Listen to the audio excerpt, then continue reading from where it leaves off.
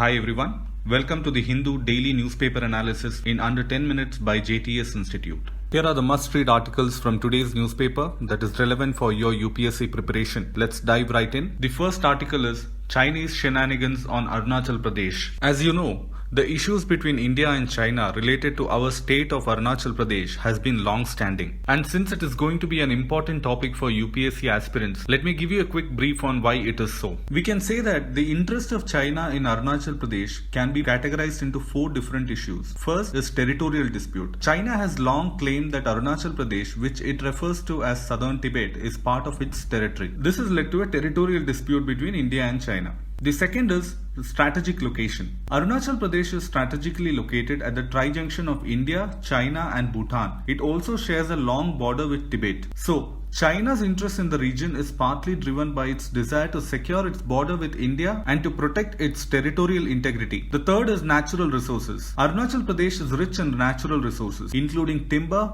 oil, gas and minerals. China's interest in the region is partly driven by its desire to get access to these natural resources. The fourth reason is infrastructure development. China has been investing heavily in infrastructure development in its neighboring countries as a part of its Belt and Road Initiative. And Arunachal Pradesh's strategic location and natural resources makes it an important target for China's infrastructure projects in the region. So, these are the various factors that include a combination of territorial, strategic, economic and geopolitical reasons why China is so interested in Arunachal Pradesh.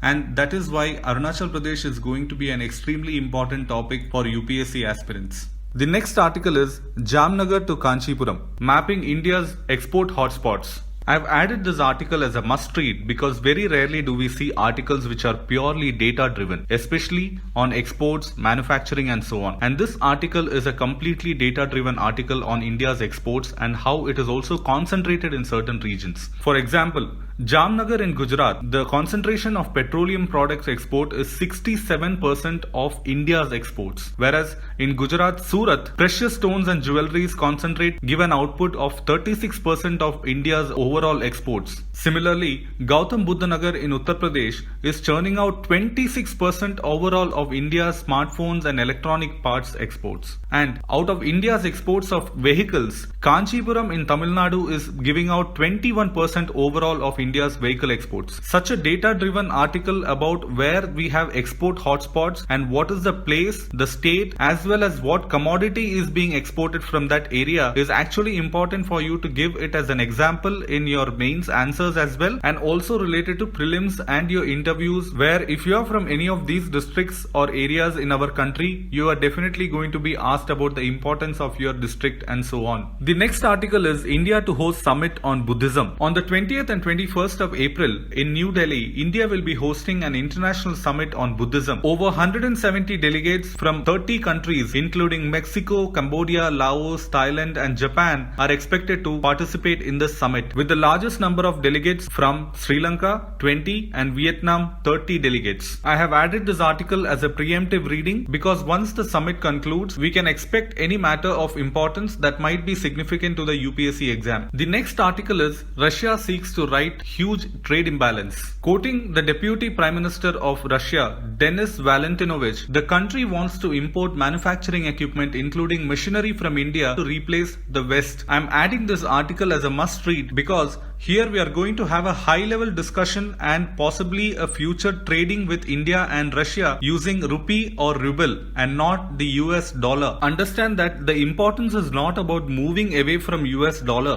because the move from US dollar as a dominant currency in international trade has been a trend for several years now. Whereas instead of US dollar, countries have been exploring alternatives like the euro, yen and yuan. However, now countries have started depending on other currencies like the Indian rupee, Russian ruble and so on. Adding on to this particular talk is the next article, Bangladesh to pay Russia in yuan for nuclear plant. Yes, Bangladesh and Russia have agreed to use yuan to settle a payment for a nuclear power plant that Moscow will be building in Bangladesh. So, Russia is building a nuclear power plant in Bangladesh where it is financing the $12.65 billion project, and they are financing 90% of it through a Russian loan which is repayable in over 28 years with an additional 10-year grace period. And this entire transaction is going to be conducted in Chinese yuan and not the US dollar. And that is it for today. Thank you very much. If you have found this video to be useful, please do like, share and subscribe to our channel. Thank you.